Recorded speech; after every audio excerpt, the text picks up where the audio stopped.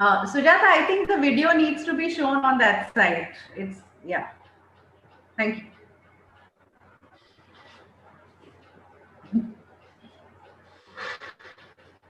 Hassan, can you move the chair?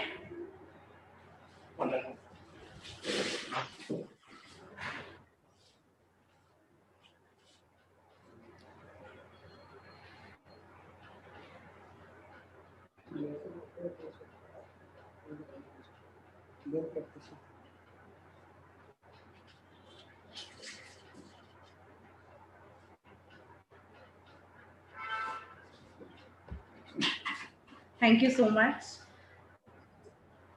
Good afternoon to one and all, and welcome to Shri Omprakash Tibrewala Memorial Second Endowment Lecture on India's Economy, Recovery and Way Forward. Welcome, Dr. V Subramanian. Thank you so much, sir, for accepting our invitation. And we are extremely delighted to celebrate the 100th birth anniversary of Shri P.V. Narasimha Rao, coinciding with Shri Omprakash Tibrewala Memorial Lecture today, and that too on India's economy. So this couldn't have been a better date. Which we never thought about it, but we're extremely happy and excited for that. And before we start the session, we would like to show a 1-minute promotional video of FTCCI.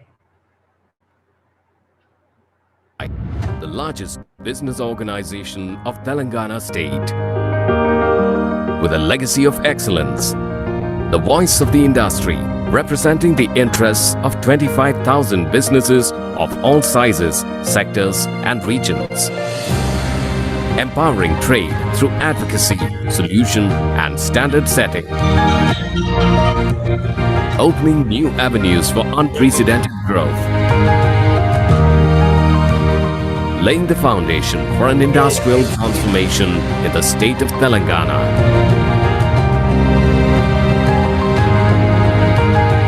Now, poised for the next century and beyond. The Federation of Telangana Chambers of Commerce and Industry, FTCCI. Together, let's rewrite the vision for a progressive future.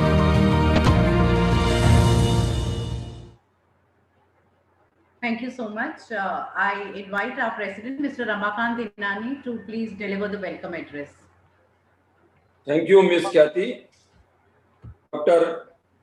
V Subramanian, Chief Economic Advisor, Government of India. My fellow office bearers at FTCCI, Mr. K. Bhaskar Reddy and Mr. Anil Agarwal, Senior Vice President and Vice President respectively. Sri Arun Luharuka, our past President and Chair of Economic Advisory Committee of FTCCI. Mr. Abhishek Tibrewala, Managing Trustee of OP Tibrewala Foundation and Management Committee member of FTCCI, all the Management Committee members, past presidents, chairs and co-chairs of various subcommittees of FTCCI, our CEO, Ms. Khyati Narwane, distinguished participants, very good afternoon. Sir, I am elected to welcome you to this endowment lecture, and I must say that we would have loved it more had it been a physical meeting. We all would have got the opportunity to interact with you and learn much more than just on India's recovery. However, whenever your good self get the opportunity to visit Hyderabad, kindly visit our federation and request your office to inform us. The Federation of Telangana Chamber of Commerce and Industry is one of the oldest chambers in the country, started in 1917 as Hyderabad Deccan Chambers. Over the period of time, along with the changes in the boundaries of the state, the name also transformed from Hyderabad Deccan Chambers to AP Chambers, and now the Federation of Telangana Chambers of Commerce and Industry. Sir, historically, when we look at India's growth story for 4 decades after independence, India's GDP growth remained at the Hindu rate, which is between 3 to 4%, due to public sector dominance, license Raj, restriction on private sector, and to some extent the wars that happened with neighboring countries like Pakistan and China, etc. While the high growth economies of 4 Asian tigers, that is Hong Kong, Singapore, South Korea and Taiwan were growing at more than 7% in the same period. The policymakers have realized the futility of depending on public sector to achieve industry of the country had to go through deep crisis and had to pledge the gold with RBI. Now with the pandemic that occurs once in a century, India will also suffer from negative growth. Even the micro level studies that are conducted by different chambers, including us, showed that more than 40% of MSMEs, the largest employment provider, got affected and are on the verge of closure, indicating huge employment loss. Under these circumstances, we would like to hear from you, sir, what strategy government will follow to put India's economy on recovery path. The pandemic-induced shocks to the economy will no doubt delay the ambitious target of becoming the third largest economy, that is 5 trillion economy. Kindly enlighten us how our economy will be able to grow at the required rate of 9 to 10% to reach the goal, sir, of 5 trillion economy. Sir, another aspect is a big drain of foreign exchange on our outbound students for education and also tourists. With the large number of students opting to study in foreign countries, we pursue two disadvantages. One is the brain drain and another is outflow of large amount of foreign exchange. Similarly, sir, India being diverse country with good tourism-oriented opportunities, we suggest that India can plan developing tourist destinations to attract foreign tourists and save the precious foreign exchange. Sir, my last point is how do you pursue the freebies offered by various political parties to come to the power, and there are ways to stop this unproductive expenditure by governments who will question the accountability for taxpayers' money. Once again, thank you for accepting our invitation and my hearty welcome to you, sir. Thank you, sir, all. Thank you, Mr. Inani. I now invite Mr. Abhishek Tibrewala to please enlighten all of us about Shri Omprakash Tibrewala, who was a past president also of the FTCCI. So over to you, Abhishek. Yeah, hi. Thank you so much. Good afternoon, everyone. Firstly, I would like to welcome everyone for the second lecture in memory of my grandfather, late Shri Omprakash Tibrewala. Special thanks to Vice President Shri Ramakantji Inani, Vice President Bhaskar Reddy, Vice President Anilji Agarwal, past President Arunji Dwarka, and entire Federation team for making this happen. In few words, if I have to speak about Shri Omprakash Tibrewala, I would say Federation and its members were always dear to him. His journey with Federation began in year 1976 and went on till his last breath, that is 2016. It's almost 40 years of commitment towards Federation. He was extremely aggressive, devoted towards Federation. Federation and its members had deep-rooted respect for him. With this magnetic personality during his tenure, he was instrumental in signing of many national and international events with government of Andhra Pradesh and also instrumental in signing of many international MOUs. He was also active in Lions Club and many other charitable associations. With his vision to give back to society, he had formed OPT Foundation. With the help of this foundation, there were a lot of social welfares done. Other than everyday free meal to poor, supporting education to underprivileged, has also made contributions at LV Prasad Eye Institute, Tirupati Tirumala Devasthanam, Hare Rama Hare Krishna, Mahavir Hospital, and many more. I am sure today he must be watching us host a lecture at Federation House. Since childhood, I was very close to him. He was not only a mentor to me, but more than a father and a friend. Because of him, I am here today. We miss him a lot. Thank you everyone. I hope this lecture being conducted in his memory would be a great knowledge to everyone. Thank you. I would pass on the mic to Khyati ji to do this. Thank you. Thank you so much. And indeed, I think we are also privileged that we had such, such visionary leader who showed us, who paved way for the next leaders to come. I now invite our Senior Vice President, Mr. Bhaskar Reddy, to please introduce the chief guest. Thank you, Kathy. It's my privilege to introduce Dr. V Subramanian, Chief Economic Advisor to Government of India. Dr. Subramanian is a leading expert on economic policy, banking, and corporate governance.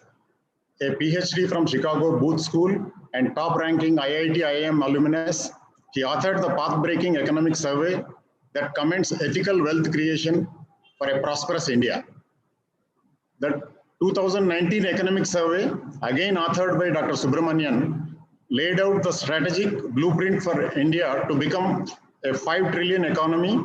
And in 2021 economic survey, he advocated counter-cyclical fiscal policy using public capital expenditure to trigger the virtuous cycle following the COVID crisis. He has brought several ideas to implement welfare programs effectively. His push for the behavioral economics of nudge is acknowledged for its potential to bring behavioral change in India. His idea of thalinomics, what a common person pays for a vegetarian or non-vegetarian thali, has been acclaimed as the Indian Big Mac Index.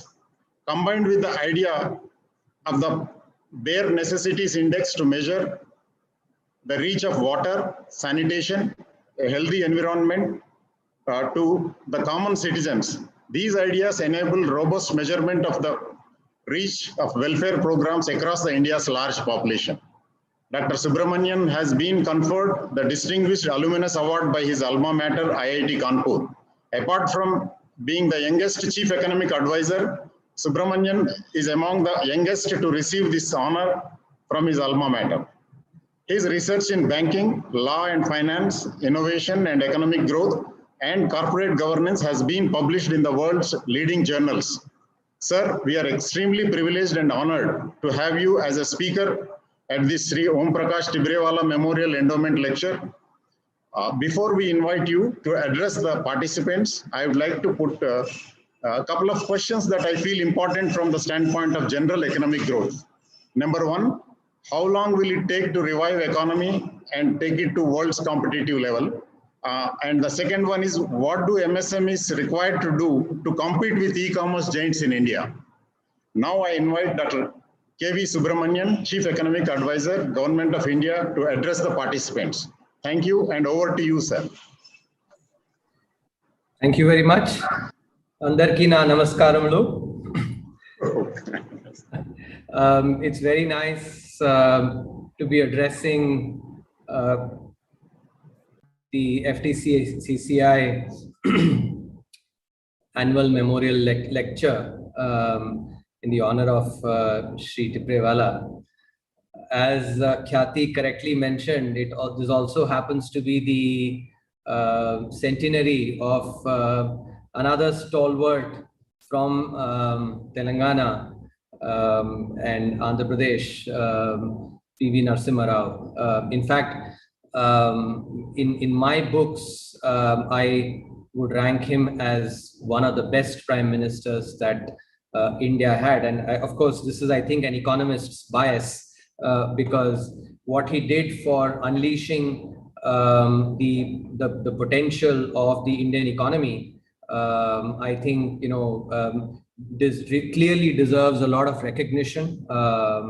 And as you will see, I'll talk about the second generation reforms that are being done.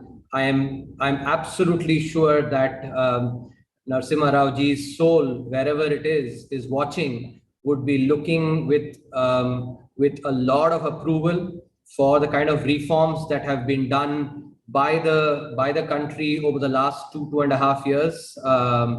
I'll get into all those details, but I'm pretty sure that he would be very happy. If he were there today, he would have definitely acknowledged the path-breaking reforms that have been done over the last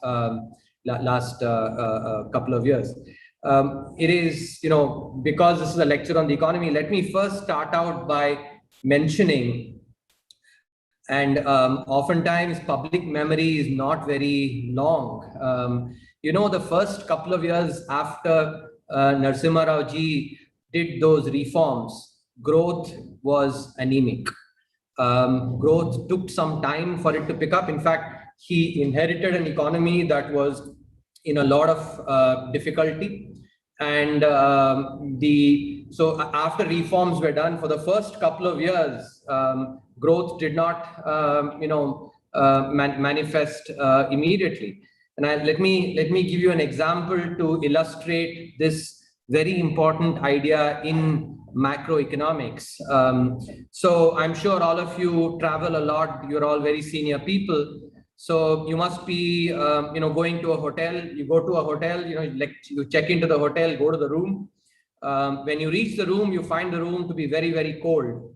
And you go and check the thermostat of the AC. You go and find it's been set to, let's say, set to 18 degrees centigrade, not minus 18 degrees centigrade. And then because you're feeling very cold, you've just come in, you have meetings tomorrow, so you want to get a good night's rest, you go to sleep, but you want the room to become really, comfortable, and therefore, you want it to be done very fast. So what you do is you raise the thermostat from 18 degrees, you keep it to, let's say, 35 degrees, hoping that, if I keep it at 35, the room will, heat up immediately or quickly enough. If you keep it at the 25, you think that it may not, heat up quickly enough. So you go to sleep.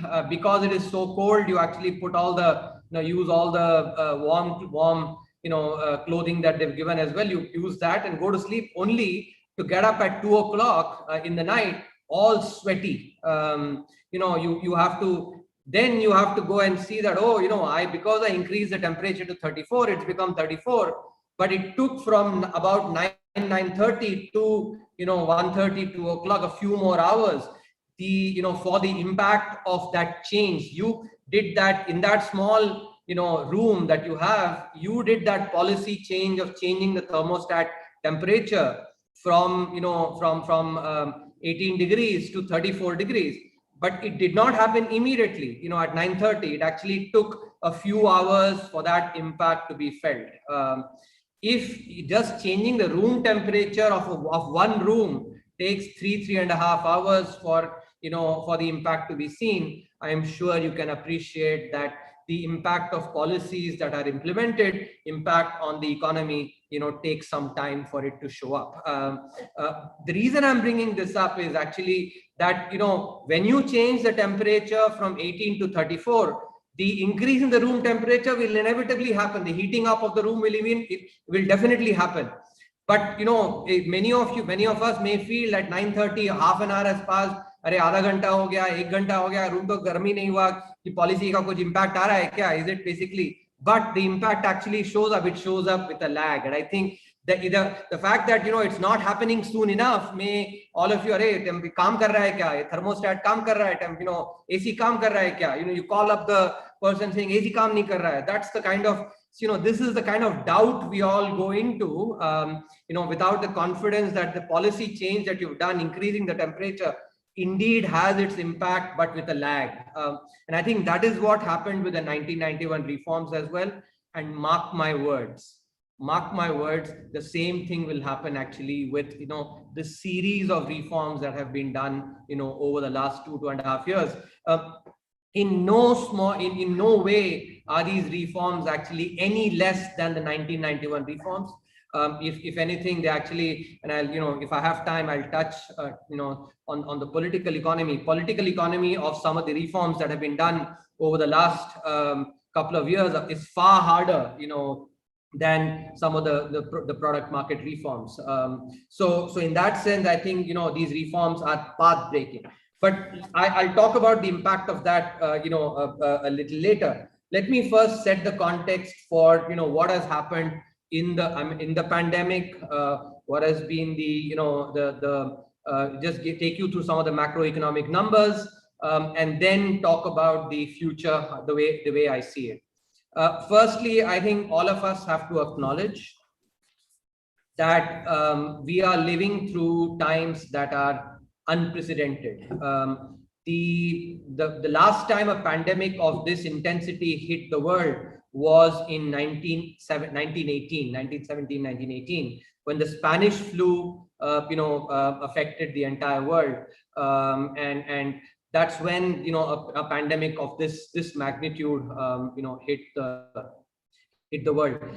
In fact, if you can go and check the numbers, actually the magnitude of people that were infected, deaths, etc. Actually, you have to go back to 1918 to find an episode that is as bad as it is now.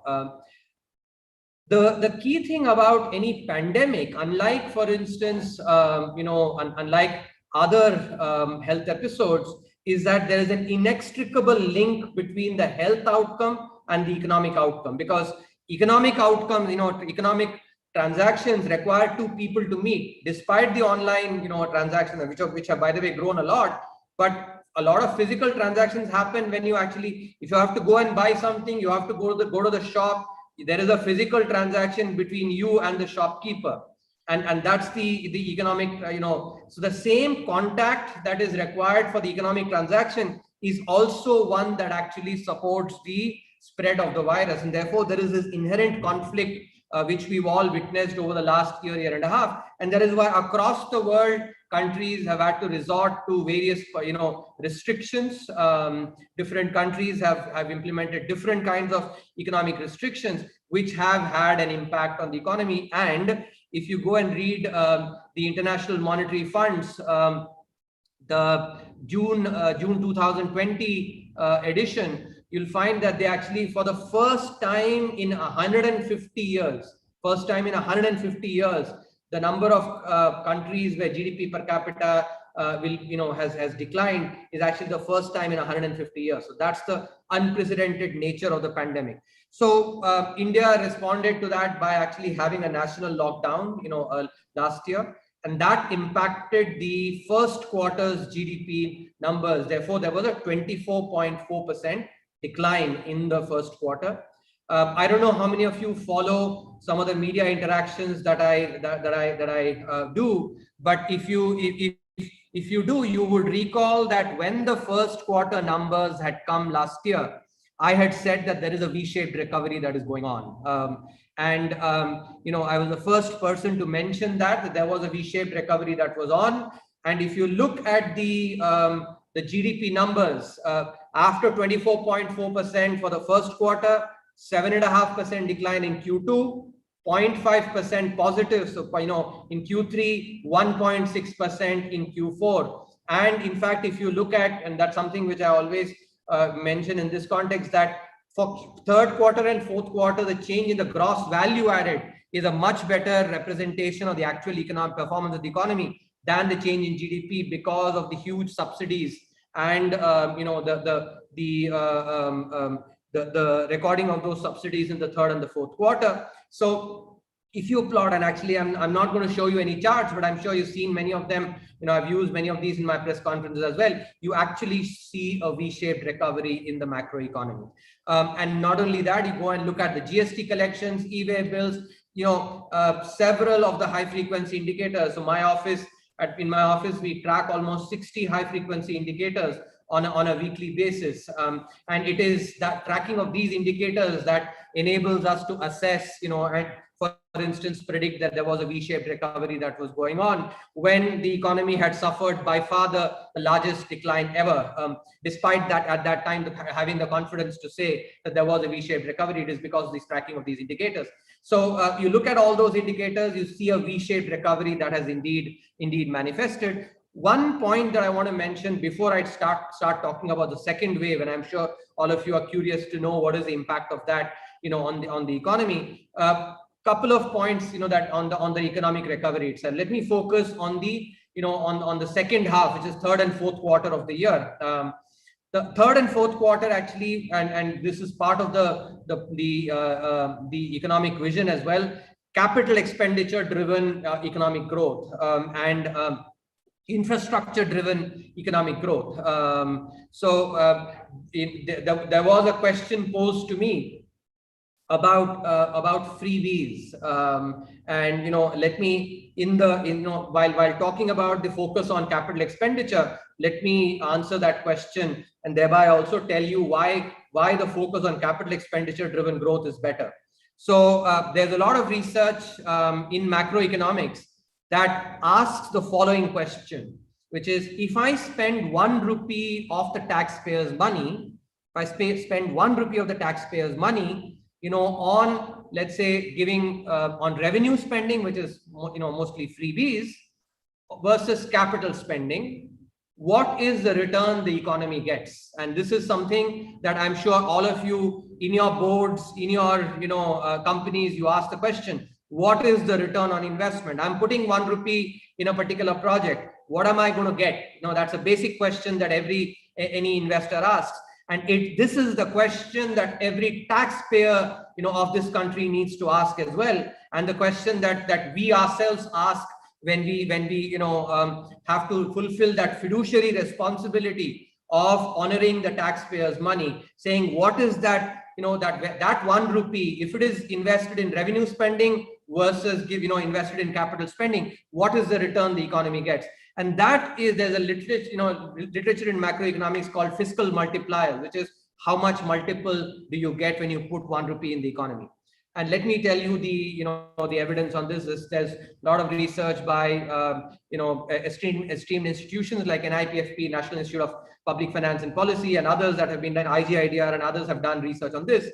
So what they find is, if that 1 rupee is invested in just revenue spending, which is basically terminology that was used, freebies, transfers, then the economy gets only 98 paisa, from 97 to 98 paisa. So you are spending 1 rupee, but net addition to the economy is only 97 to 98 paisa. In other words, up 2 to 3 paisa basically gets wasted.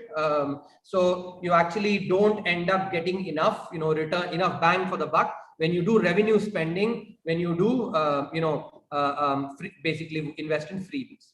In contrast, if that 1 rupee of the taxpayers' money, we take and invest it in capital assets, infrastructure, other capital assets, then what happens is that in that year in which the investment is made, that 1 rupee adds 2.5 rupees to basically becomes 2.5 in that year, because of increase in construction activity. When construction activity increases, demand for cement, steel, all the other allied sectors go up. When demand goes up, people basically have to be hired in these. When people get hired, they actually get money in their hands. They go and spend. All these multipliers is basically what when you take all that into account, that 1 rupee adds 2.5 rupees to the economy in that year.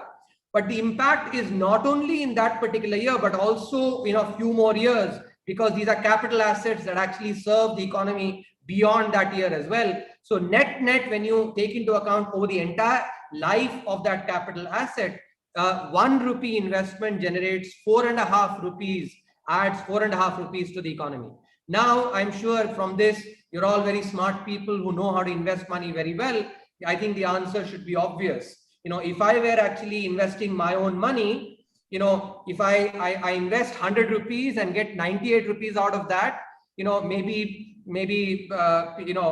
people like us might possibly think that that's a good investment. At least for the taxpayers' money, we don't think about it like that. But maybe for our personal money, we may think. But I'm sure smart people like you, all of you certainly will acknowledge that you will not invest 100 rupees to get 98 rupees in return. You will go and invest, if 100 rupees and get 250 rupees that same year, and 450 rupees over the duration of that investment. And that is why capital expenditure, infrastructure is actually the best way to grow the economy. So that is the, that's what has been the emphasis. So let me give it, having explained that conceptually, talk about what has been in the second half, which was the basic point I was making. This was an explanation for what I'm going to say. So in the second half, the government ramped up capex spending significantly. Infrastructure spending went up as well. And if you look at the fourth quarter numbers, construction sector grew by 14.5%. 14.5% in an economy that has grown by 1.6%. Construction sector grew by 14.5%. So almost 10 times as much in terms of the. And what were the spillover effects of this? The spillover effects of that was on consumption. For the first time after consumption declining for 3 quarters, consumption grew by 2.7% in the fourth quarter. And other contact-sensitive sectors like travel, tourism, etc., after having declined significantly for 3 quarters, contact-sensitive sectors declined only by 2.3% in the fourth quarter. That is because there was some, we're still amidst the pandemic, but the decline was much lower. And when you look at the, what we macroeconomists call the gross fixed capital formation in the economy, GFCF, gross fixed capital formation, that's just, a jargon for investment in the economy. When you take that as a proportion of GDP, gross fixed capital formation was 34.3% in the fourth quarter. This is a 26-quarter high, 26-quarter high. In other words, a high over the last 6 years, more than 6 years. And that is the impact of the impetus that the government has basically placed on infrastructure-driven growth, which is being seen, the action of that is being seen on the ground, increase in consumption and, overall, the impact on the economy itself. So that's the main point that I want to mention about the last year that has gone by. We, after a decline of 24.4%, sharp recovery, V-shaped recovery, not only in the GDP growth itself, but high frequency indicators, across the board, whether it's IIP or, core sector output, 8 core sectors, your several other high frequency indicators, all of those have grown. And at the same time, the emphasis on CapEx has actually, helped. The momentum was really gathering well up until Q4. Now that enables me to transition into the impact of the second wave. So second wave has, of course, affected the momentum that we had gathered. Second wave, April and May, months of April and May were really impacted. But there are some important differences between the first wave and the second wave from an economic perspective, from a health perspective. And, let's all acknowledge that the middle class people like us were enormously impacted from the health perspective, from the second wave. Undeniable, absolutely. But what I'm going to focus now on is the economic aspect and distinguish it from the first wave. There are 2 or 3 key differences. First, the second wave, it went up very fast. The pace of increase was very fast. Similarly, the pace of decline has been as fast as well. Around, for instance, IIT Kanpur researchers had actually predicted that the peak should be hit by mid-May, and the peak for actual, for new infections was hit on 8th of May itself, and then it has been secularly declining. And in fact, the pace of decline has been as fast as the pace of rise itself. As a result, what is the impact? The second wave, has impacted the economy for a much smaller duration than the first wave. That's the first point, to keep in mind. The second key point, second difference from an economic perspective that we have to remember is that in the first wave, because there was a lot of uncertainty, a national level lockdown was imposed. In contrast, in the second wave, all the restrictions and these are not, I wouldn't call it a lockdown, restrictions were at the state level. As a result, there was actually a lot of heterogeneity and asynchronicity in these restrictions. For instance, the month of April, only a few states there were restrictions.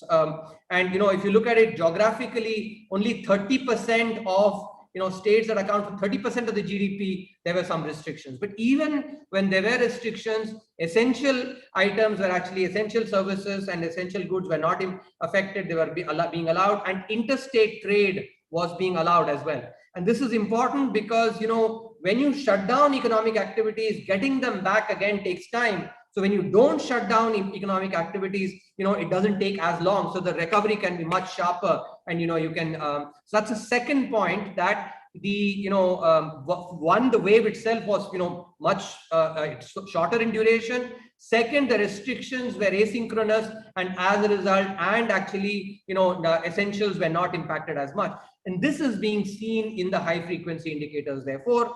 So we've been seeing, for instance, from the 20th of May itself, once the decline was sustainable, all the high, e-way bills, power demand, many of the other, even your toll collections, all these high frequency indicators have started to trend up. Again, you see a V-shaped recovery, a sharp V. So decline in the month of, some decline in the month of April, more decline in the month of May, up until 20th of May, and then has risen, significantly. So as a result, because of these two factors, the fact that the wave was, was much shorter in duration, and because there was no national level lockdown and essential activities were, going on much better, the economic impact of the second wave is going to be muted. Let me give you evidence of this. Take a look at the GST numbers, for instance. The GST collection, for the month of May was, excess of 1 lakh crore. This is despite the second wave that was going on. Contrast it to the GST numbers that we were getting in the first wave, and you'll see what I'm talking about, based on the numbers itself. So if you look at similarly GST numbers and other collections, you will then acknowledge that the impact of the second wave, economic impact, is not going to be as large as, and so overall, compared to the 11% projection that we had in the economic survey, for GDP growth, the impact actually should not be very large. RBI has, for instance, come up with its projection. 9.5% is what they've revised it to. We've done our own internal assessments as well, and we find that the impact should not be as large. So that's the overall. Let me, before I move on to the future, I think this will be a question that will come up. That Dr. Subramanian, you've talked about V-shaped recovery, but there are people who also talked about K-shaped recovery. And what about K alpha? And is there a W or a K? What is it? So let me address that right away. See, the V-shaped recovery that I'm talking about is that the prediction was for the macroeconomy, and that is indeed what has transpired at the macroeconomic level. But what is, and this is sort of really, the best illustration of the need for growth. So a lot of people, for instance, say, oh, what about inequality? Should we be focusing on growth? Should we be focusing on inequality? I don't think there's a better year to illustrate the importance of growth for inequality itself. Because those people who talk about K-shaped recovery, there is, I think, for instance, larger firms have not been impacted as much because of the 7.3% decline as the smaller firms have been affected. People who are actually rich have not been impacted as much as the poorer people. I think that is possibly the most, illustrative aspect of why growth is so critical for the entire, large sections of people. Because when you have a deceleration in growth like we've had, and I think we've, a pandemic-induced decline of 7.3% really drives home the point that growth is far, far more important for people at the, that actually are poor, the middle class, and those that are actually not as privileged. And I think this is the best illustration. So undeniably, there is, if you open up the black box actually of the macroeconomy, look across sectors, of course there are differences, and there is, there is some merit to this K-shape, in terms of the listed firms versus the unlisted SMEs, etc.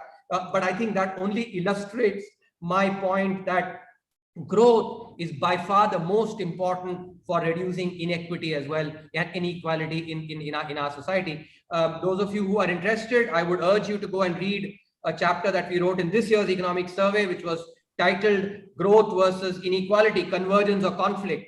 And we provide a plethora of evidence why for India, growth is by far the most important. And I think there can't be a better illustration than this year to actually, hopefully we will remember for the next 20 years that growth is so important for actually the, to take care of of those that are less privileged, privileged sections of society. Mr. Luharika, please mute yourself. Thank you. So I think that is, so there is merit to this, conversation that there has been a K-shaped recovery if you open the hood. And, I think you can also possibly say that there's been the second wave has impacted a little bit, the recovery momentum of recovery, but India will grow this year will record a high rate of growth. I have absolutely no doubt about that. So, after the decline, last year, this year, we will have high positive growth. There's absolutely no doubt about that. Now, let me, get into the second part of my talk, and then I think, we can open the floor for questions. The impact of reforms on the economy. As I mentioned, the soul of PV Narasimha Rao ji would be so pleased to see the kind of reforms that we've done. I'm not going to go into the details, but I'm sure all of you are familiar with this. Labor reforms, agricultural reforms, the change in the MSME definitions, and I'll specifically talk about that, because it is of interest to you.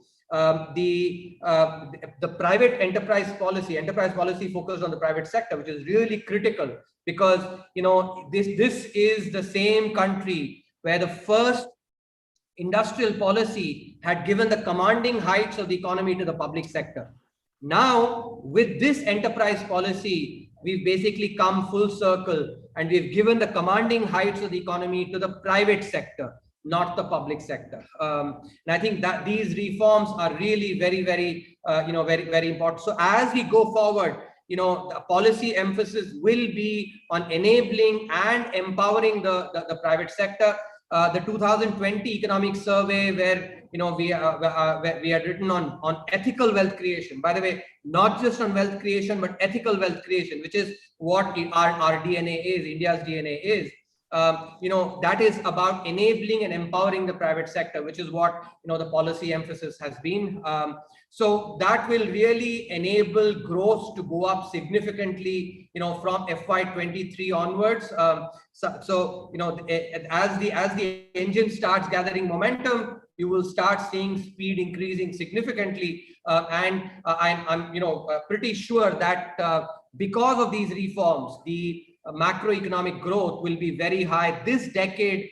I am confident that India will be definitely among the highest growing nations, possibly also could be the biggest, the economy with the highest growth rate over this decade, because of the kind of reforms that we've done. Let me explain what the macroeconomics of what are these, right?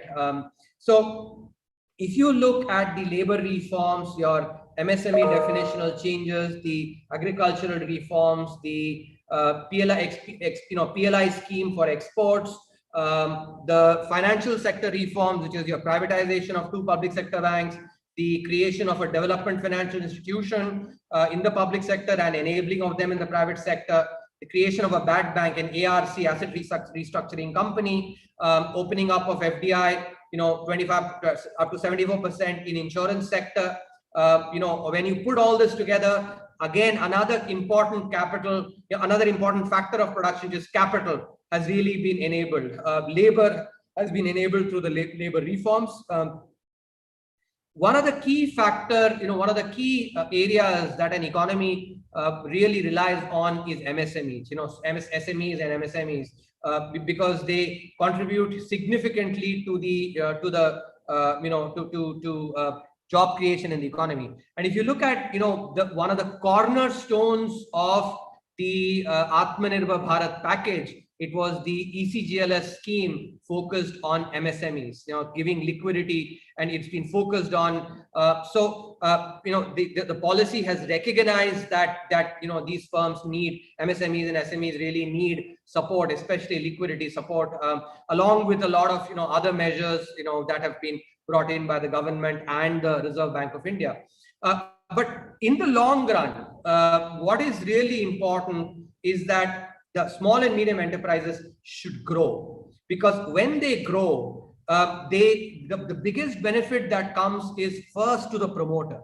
If you're having a company that has 100 crore turnover versus a company that has 1,000 crore turnover, it's a promoter that reaps the biggest benefit from actually having a company 100 crore versus 1,000 crore turnover. But in the process, when the company grows from 100 crore to 1,000 crore turnover, that promoter does important national service, because a company that basically has a turnover of 1,000 crores instead of 100 crores will have to hire 5, 6, maybe if not 10 times as many employees. Will have to hire at least 5, 6 times more employees. So you are providing jobs for so many more people, 5, 6 times more. And by providing employment, what we do thereby is put money in the hands of people, because there's nothing better than an organized job in the organized sector to really push consumption. Because when we have a job, people basically will be sure about their cash flows, and that is what leads to consumption. So when an SME grows, it not only benefits the promoter, but also does important national service. And that is why the MSME, all the policies, especially the MSME definitional changes, have been done so that the phenomenon of dwarfism that prevailed in the Indian economy, where the SME remained small. A dwarf is basically a company that has become old but has not grown, much like a human as well, who ages but does not grow. That's what we call a dwarf. And this has been a problem that has been really impacting the economy. And this also gets back to the question of competitiveness with the world. If you have to compete in the world market, you have to actually be able to price your product better, maybe marginally better than the most than competitors. And economies of scale is by far one of the most important ways to actually achieve cost efficiencies. And therefore, when a firm grows, an MSME grows, it achieves economies of scale. It can not only create jobs, but it can also compete better in the, and here I'm sure all of you will come back and say, let me be very clear. What am I emphasizing on? I am emphasizing, the fact that economies of scale, which is organic growth on your side itself, can really help you become competitive, because you are spreading your fixed costs over a much larger denominator that reduces the average cost, and thereby enables you to basically price your product better, compete better in world markets, which is what is required. Because eventually, if you have to be successful in the global markets, either you have to supply a product of the same quality at a lower price, or supply a product of higher quality at the same price as your international competitor. And in this, economies of scale is by far the most important aspect that MSMEs must be focusing on. And here I would in fact urge, if you're putting, let's say, 10, 12 people to see, where you can, let's say, save a rupee here, or, save a rupee there, it could be in the form of, cost, it could be in the form of taxes, whatever it is. If you take that 10 people and see, rather than spending on saving a rupee, can I put that team to actually say, can I grow my top line by 10 rupees instead? Take that same set of people, who are working on saving that 1 rupee, instead go and create 10 rupees. And this is where, you have to understand, if you look at mature companies versus companies that are, that are new or young companies, every young company focuses on top line growth. It's only mature companies that do not have the opportunity to grow as much. They focus on cost reduction. The best way in which a young company or a smaller company can really benefit itself and the country is by growing, and therefore, directing its resources to growth, because it not only helps the promoter, but also really helps the, the economy as well. So this is one of the key factors of production, which you really look to enable. Capital, as I mentioned as well. Altogether, these will, increase the capital formation in the economy. Investment rate will go up, and productivity should grow up as well. So we macroeconomists think about the growth rate as basically the investment rate in the country, and as a function of investment rate and productivity, which we measure using what is called the incremental capital output ratio, ICOR. So the reforms that have been done should increase the investment rate in the economy and also enhance productivity, thereby really pushing growth into the future. So I think a lot of all of us have actually been a very resilient manner, have withstood the storm that has come by.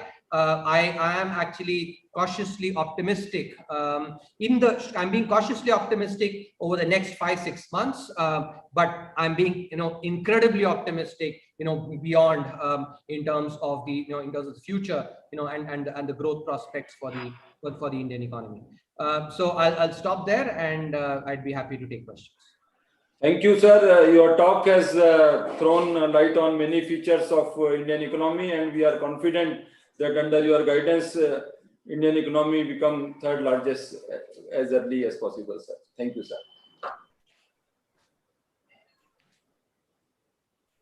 Thank you, sir. And I now invite Mr. Arun Loharika, who's chair of the Economic Advisor Committee of the FTCCI and also the past president of FTCCI. When we submitted the information, we had received a lot of questions, and Mr. Loharika has compiled, and also it's his own subject. So, he has some questions to ask you. Yeah. Good afternoon, sir. Very enlightening speech. You talked about the lag effect of any economic decision. You talked about Keynes' multiplier effect on the economy. Now, when you talk about the lag effect,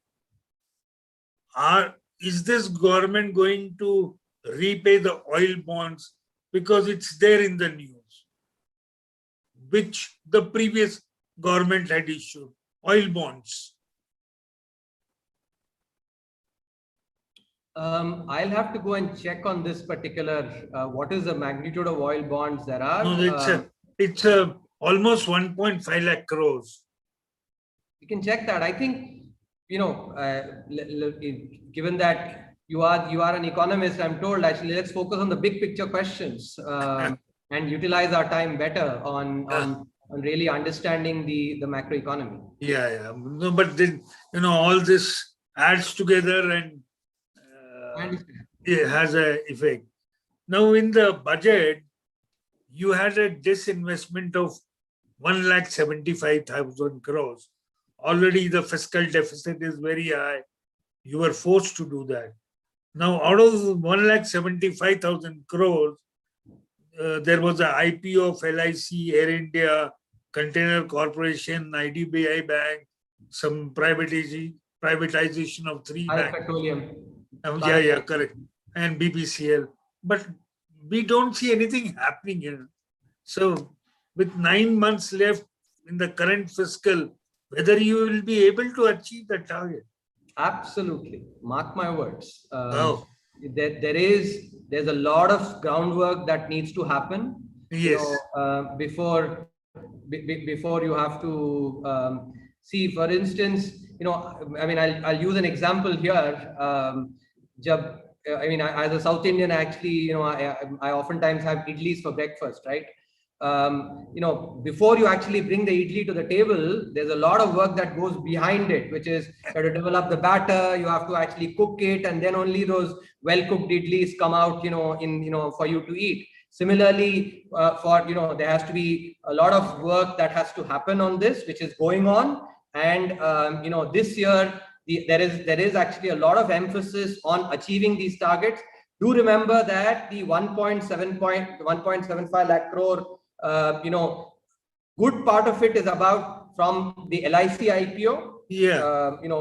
Good chunk of it can come from the LIC IPO. Second, from Bharat Petroleum's privatization. And these two together itself can account for a large part of, and from a signaling perspective, the Air India privatization is also very important. Exactly. And that is also exactly. Work is happening there. So I think this year very likely will be the year of real, which will be remembered for the privatization that has been done. We have 9 more months still. We have only 3 months actually. And also do remember that Many of these actually work began last year itself, because the Bharat Petroleum, Air India, and the LIC IPO were being worked on previously itself. And so, there's been a lot of groundwork that has already happened. So I'm quite confident that, that we will achieve the target. Sir, my second question is, since almost 15 years, our tax to GDP ratio is stagnant at 10%. Rather, from 10.5, it has come down to 10%. So, what about GST?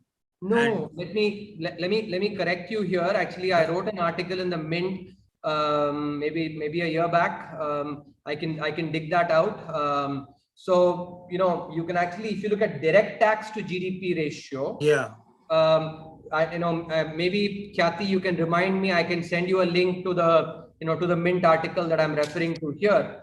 If you plot the ratio of direct taxes to GDP, you will see that there was a declining trend up until demonetization, and after demonetization, it has actually gone up. And that chart actually shows it. And now with GST numbers coming the way they are, the month of March, for instance, had 1,40,000 crores.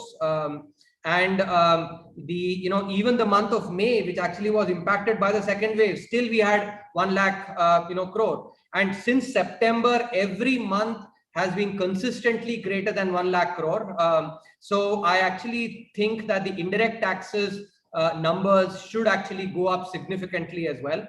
That said, though, I think Arunji, your point about the need for increasing the tax to GDP ratio even more is absolutely well taken. I think that's the spirit with which you've asked the question, and I actually I'm completely in sync with that spirit. No, I would say, and this is something that is, if you look at the welfare programs that have happened over the last 6-7 years, whether it's actually the Swachh Bharat Abhiyan, and there's been now research by external agencies, World Bank, etc., which have talked about the impact of this. Actually, we also had shown how the cleanliness has had impact on reducing diarrhea deaths, on malaria deaths, etc. There's now, where does the money come from that for programs like that? From taxes that you and I pay. Where does money come for PM Awas Yojana, which actually helps the less privileged to get a roof under their head. Now I think it behooves on all of us to actually recognize that if we do our small bit by basically paying the taxes that is due, and I'm sure all of you recognize this as well. If we do our bit, then that is also something that can really make a difference to nation building. I think we must not forget that each rupee, as they say in Hindi, boond boond se sagar bharta hai, boond boond se ghada bharta hai. तो हम जो एक बूंद भी हम डाल दें उसमें, वो एक बूंद भी बहुत महत्व रखता है वो. So that boond actually, if we contribute, all of us, I think can be very, very important, because one of the areas actually, and this is something which I want to mention, is where across, not only in India but in other countries, many other countries as well, where the tax collection is lower, is a self-employed class. And that's where really, if our tax to GDP ratio has to go up, that is where we really need significant increase from them. The salaried class is the one that actually ends up paying a large amount. Corporate taxes, of course, contribute a large amount to the, I'm talking about on the direct taxes, but I think this is also something which is very important. So I'm just utilizing this opportunity to exhort everybody to अपना एक छोटा सा बूंद डाल दें ताकि उसका अच्छे से इस्तेमाल हो सके. And by the way, actually that is, many people may say कि यारे मैं tax देता हूँ, वो सही तरीके से खर्च होता है क्या? Actually, if you look at over the last 6-7 years and go and read the economic survey, a lot welfare programs have become far more efficient because of the use of the Jan Dhan Aadhaar mobile. Of course, there are there may be some examples, but one thing I must mention, and this is something which I, when I used to teach at ISB, I would tell my students, the difference between good thinking and bad thinking is all a play of 3 A's. What are those 3 A's? Bad thinking uses anecdotes. Good thinking uses aggregates and averages. So don't let that one anecdote, look at the averages and aggregates, and you'll see that taxpayer money is indeed being put to much better use. Therefore, that excuse of actually, us, the taxpayer money, that tax that we pay doesn't get utilized well, may not be as relevant today. No, regarding the proportion of indirect taxes and direct taxes in 2018-19. Arunji, this is not a debate. I will send you the article using, using direct tax numbers we have. Why don't you share with everybody? Okay. No, this year it has been very buoyant. I mean, not just this year, but actually take a look at the data. I'll send you the article. Yeah. I'll go through. The third point is, since we have $600 billion foreign reserve, is there a possibility of converting part of it as a sovereign wealth fund? I think that's it. This is an idea that has been toyed with, on multiple occasions. What you have to remember is the macroeconomics of this, international finance aspects of this is not as simple as it appears. There is, I think this is a topic on which there could be a separate session itself. Okay. I think, there are a lot of nuances. What I must mention is a lot of nuances must be kept in mind here, because it impacts monetary policy, it impacts actually a lot of other, aspects as well, the trilemma. So, you just have to be careful. Trilemma. Yeah. My next point is, sir, the government is going to borrow 10 lakh crores during this fiscal. It's there in the budget. This is how we are going to finance the fiscal deficit. Now, will you not be overcrowding crowding out the private sector? I will urge you, Arunji, to actually go and read the second chapter of this year's economic survey very, very carefully, because this precise question, a lot of evidence has been provided on this. There's a section called crowding out ? But I'll give you the gist of the argument. Please go and take a look at the data and the evidence that has been provided there. See, this crowding out argument is based on let's understand this conceptually. If you have a certain, so let me use the example of, let's say we have a pizza, and, let's say, Arunji, you are representative of the private sector and I am representative of the public sector. Now, let's say we have to split the pizza. If I actually consume, half that pizza, then you have half the pizza. But if I consume 3/4 of the pizza, you have only 1/4 the pizza, right? That's a crowding out argument. So if I actually, instead of consuming half, I'm consuming 3/4, and there's less left for you. What this does not take into account is that instead of actually a small size pizza, and quarreling over the small size pizza, we could order a large pizza as well, in which case there could be enough for you and for me. What am I trying to say here? That when the economy grows, the pool of investable funds, and this is the basic conceptual flaw that must be kept in mind, that the entire crowding out argument is based on the premise that the pool of loanable funds is fixed, not expanding.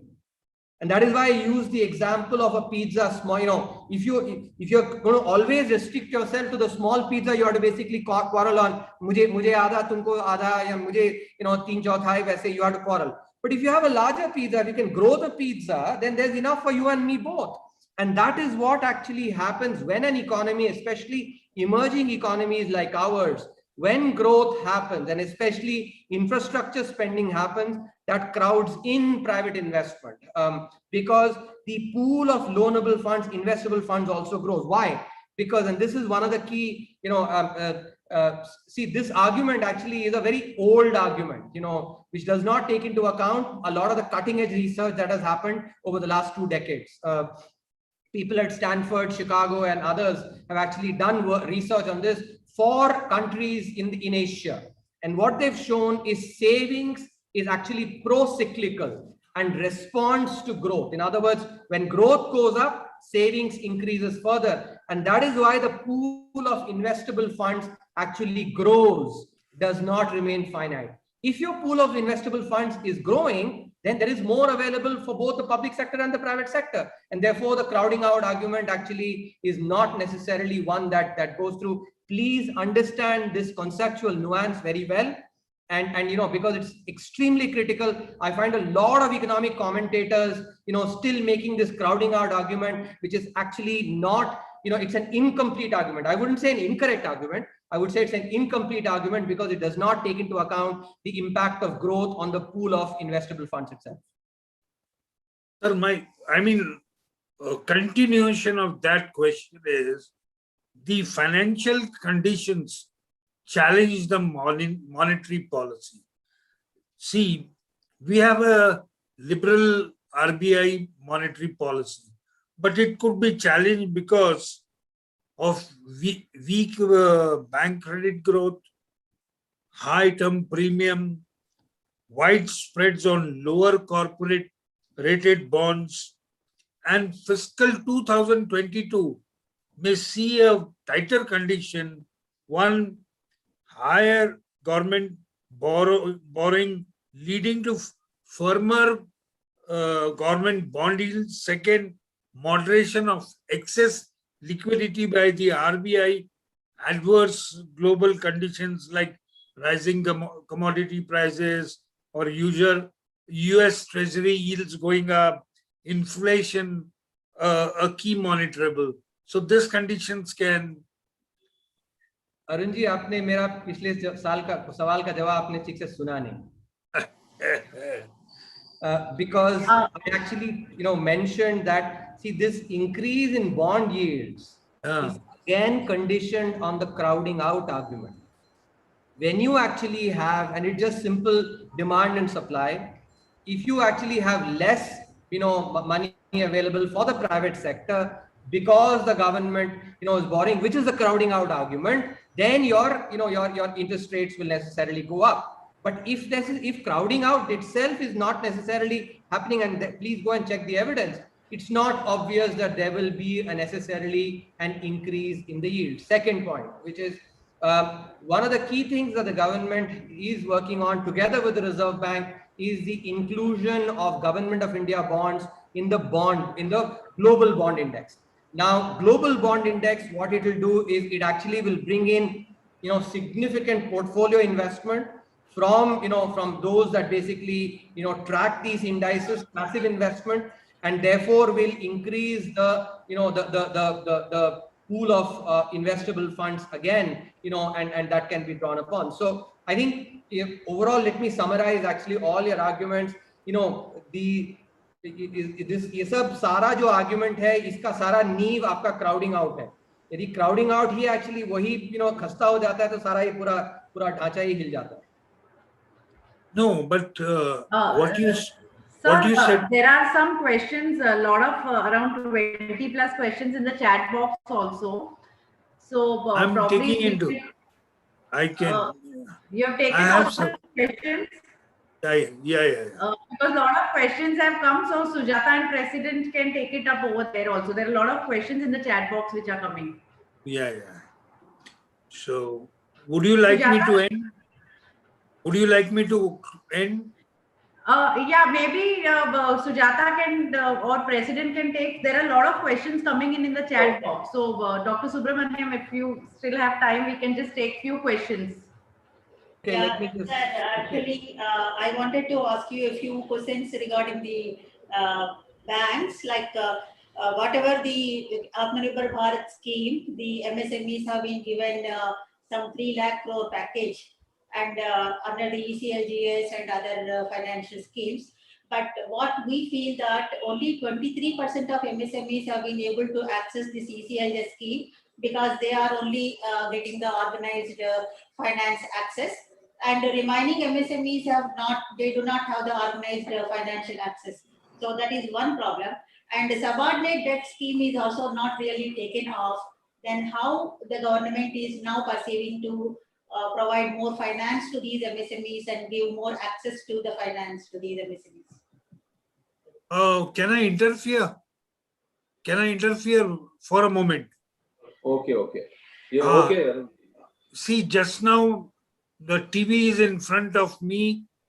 Just now the finance minister has announced that the ECLGS scheme has increased from 3 lakh crores to 4.5 lakh crores. Okay, next question, madam. Okay, sir. Maybe that's a good news for MSMEs for now. But sir, regarding the export sector, it's not really taken off for the last 2 years. So what can be done there? Remind me your name, ma'am. She is Miss Sujata, Deputy CEO of our chamber, sir. Can you shift the camera on her so she is visible? Okay, okay. Please come here.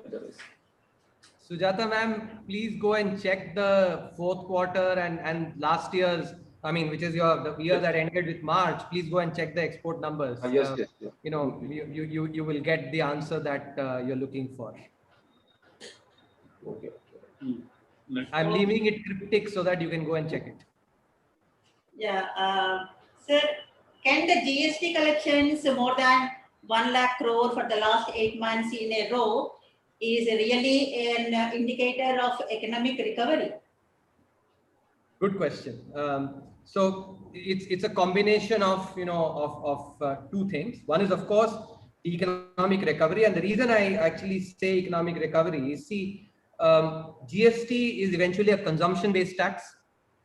So if let's say 100 rupees is consumed, and just for calculation purposes, let's say 10% is paid as taxes. Let's say, just keep it. I know there are many slabs, etc. But just for simplicity, let's say 10% is the GST rate. Then GST collections net, taking into account all the value added, etc., will be basically 10 rupees. If 100 rupees of value added, effectively, and then 10 rupees is, because value added is what eventually gets consumed by the consumer, right? So, but on the other hand, if you actually have 150 rupees of value added, at the same 10%, your GST collection is 15 rupees. So, one big part of the GST collection, and that is something which, I want to highlight for the purpose of all the analysts that follow, that unlike any survey-based measure, even PMI, which we do track, the Purchasing Managers Index, which is a survey basically saying, so they call up saying, how many of you do you think the manufacturing sector is going to expand in the coming month, or is it going to contract? And that is how they come up with. In contrast, GST is actual money spent on consumption, what we economists call revealed preference, which is, it's not, it is not a survey-based measure. So clearly it's a reflection of consumption. But at the same time, another part to it is also increased compliance, improved compliance, especially the use of technology, a lot of use of artificial intelligence, machine learning, etc., which now, these programs go and really track all the entities, which is, so, AI and machine learning looks at transactions across all related parties and comes up with basically a output saying, okay, this is the network here, and that full thing, and that is what is used. So there's been a very sophisticated technology that is being used to actually increase, enhance compliance, and that has also played a role in the expansion. Of course, the other thing, what happens is, when there is and tax collection is also about the incentive effect that gets created. If I'll give you an example. If I'm basically driving on the, on the road, and I am caught for violating a traffic rule, the next person who's next to me sees me being caught for violating the traffic rule, he will be very careful. He will not violate the traffic rule either. And that is what is the other, and that's a much bigger impact actually than the one person. So being basically caught violating the traffic rule. So that is the other really big impact that is happening on compliance. So, I would say, and I'm just telling you a thumb of the, sort of a thumb rule here. My sense is almost 70% is basically economic recovery, and I think 30% would be 25 to 30% would be increased compliance. That's right. Thank you. Sir, this is from last question, because I have a meeting that I have to run to. So maybe last two questions. Keep it short. So Sujata, we can have last two questions, one from you and one from Mr. Luharka. Yeah, this is from Mr. Srinivas Garmela of the Industrial Development Committee, Chair of FTCCI, sir. And the contribution of manufacturing in India's GDP is less than 16%, which can significantly go up to 25%. So what if not to the China's level, so what the government is planning to bring in economically to promote manufacturing? So I didn't have time to speak about this, but one of the key areas of emphasis over the last 2.5 years has been on the manufacturing sector. Enabling the manufacturing sector. If you look at, and let me, mention some data. If you look at the manufacturing sector PMI, the Purchasing Managers Index, from September, it has continued to be in expansionary zone. Even in the month of May, despite the second wave, it was in expansionary zone. Of course, did come down. And that is because of the impetus that the government has placed on the manufacturing sector in particular, where the labor reforms, because labor is a very important factor input into the manufacturing sector. The budget's announcements on infrastructure spending in the power sector, in roads and railways, basically power sector to reduce power costs, and also on roads and railways to reduce logistics costs. Both are important factor inputs.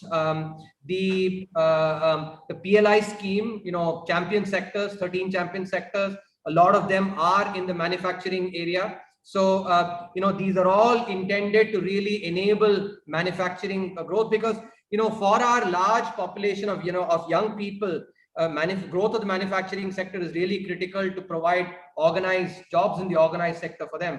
And that is why it has been a very important point of emphasis. And that is actually being seen in the PMI that we've seen. So I do expect in the coming years, and it's already happening, but investment in manufacturing will go up much more.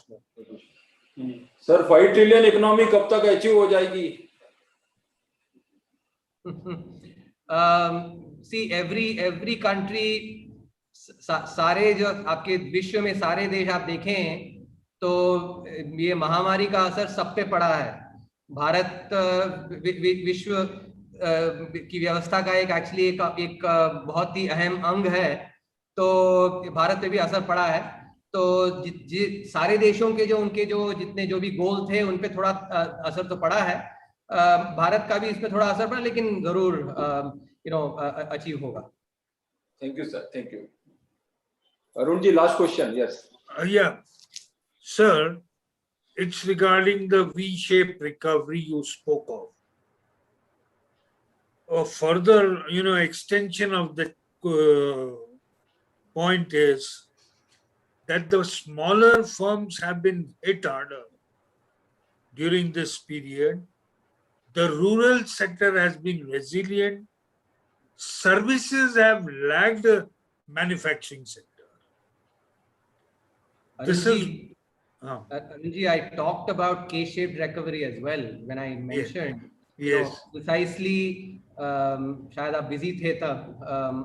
I spoke about actually the K-shaped recovery, the fact that at the macroeconomic level, if you look at the macroeconomic indicators, indeed there has been a V-shaped recovery. But undeniably, I mentioned in fact as well that small and medium enterprises have been more impacted than large firms. Listed firms have been less impacted by unlisted firms. Some sectors have been, for especially contact sensitive sectors, have been more impacted by other sectors. Manufacturing has been less impacted by compared to services. Absolutely, I think there is no denying that. So I have covered this. So let's not belabor the point. I will have to actually now. Just a last question. Close it with a vote of last question, sir. Last question. Because it's important for the next 3 fiscal years. The next 3 fiscal years, we are seeing a growth of 6.3%.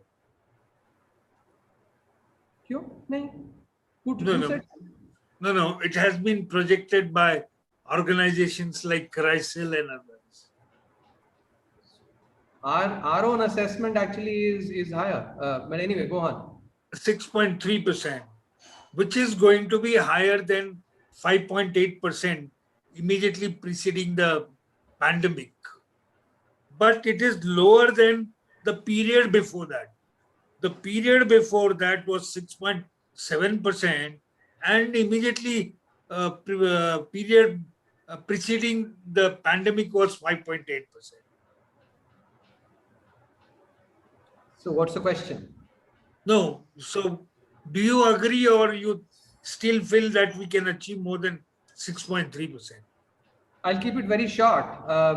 You know, this year we will have very strong growth, and from next year onwards as well, we will actually be, you know, next year maybe 6.5% plus. But keep and mark my words, you know, the next few years growth will accelerate, and we will actually get back to 7%. And I say that मैं हवाबाजी नहीं कर रहा हूँ यहाँ पे. I actually have told you about the reforms that we've done, the path-breaking reforms. It comes from higher investment because of the, you know, the agenda focused on the private sector, and you know, productivity improvements, labor reforms, agriculture reforms, all the things that have been done. From that, you know, and I go back to my very first comment that Arunji, actually this is, so I said, for instance, जब आप जाके temperature increase करते हैं thermostat का, तुरंत जब temperature बढ़ता नहीं तो आप कॉल करते हैं, अरे क्या यार काम कर रहा है कि नहीं काम कर रहा है? काम करता है. टेम्परेचर, यू नो, रूम में इंक्रीज होता है. वैसी these reforms that have been done काम करेगा, पक्का काम करेगा. And you know, I say it with confidence, actually there will be absolute, you know, 7% plus growth from FY24 onwards. My last words. My last words. Out of the 10, you talked about reforms. Out of the 10 reforms, 2 have been completed, 8 are WIP, work in progress. Yes, absolutely, and they will be implemented. Thank you. So, thank you so much. Let me mention this. That thank you. Let me finish this. We're just in the idli आपकी actually ऐसे ही नहीं बनती, आपको batter बनाना पड़ता है, उसके बाद So, thank you so much. And a big round of applause to Sir, I didn't have the last word. No, Mr. No, sir, you are very fond of Italy. I'm sure next time when you come to Hyderabad, please come to our federation. We will sit together and have it. My family lives in Hyderabad. My Hyderabad family lives in Hyderabad. So I request our Vice President, Mr. Anil Agarwal, to propose vote of thanks. Sir, good evening. Sir, it is a privilege to propose vote of thanks on the successful completion of FTCCI Shri Omprakash Tibrewala second memorial endowment lecture. Sir, on behalf of Federation, it is my sincere thanks to Dr. V Subramanian, Chief Economic Advisor, Government of India, for his valuable presence in spite of his busy schedule and addressing the participants on India's economy, recovery and way forward. Sir, your various new strategies given by you in economic survey drafted under your guidance, like ethical valuation and idea of thalinomics, shows your vision towards Indian growth. Sir, before the pandemic has begun, our honorable has got to make Indian economy a 5 trillion economy by 2030. But sir, now after the pandemic, it looks little, but we are confident that under your guidance, under your vision, we will be able to make 5 trillion economy, maybe not by 2030, but sooner, sir. I also thank the members of managing committee, past presidents, and our members of committee, last but not the least, our audience for their active participation. Thank you, sir. Thank you. Thank you, one and all. Thank you, sir. And next time during your visit to Hyderabad, you must let us know so that we can invite you to the Federation House. Sure. Thank you बहुत very बहुत much. धन्यवाद sir, बहुत बहुत धन्यवाद for Thank you, sir.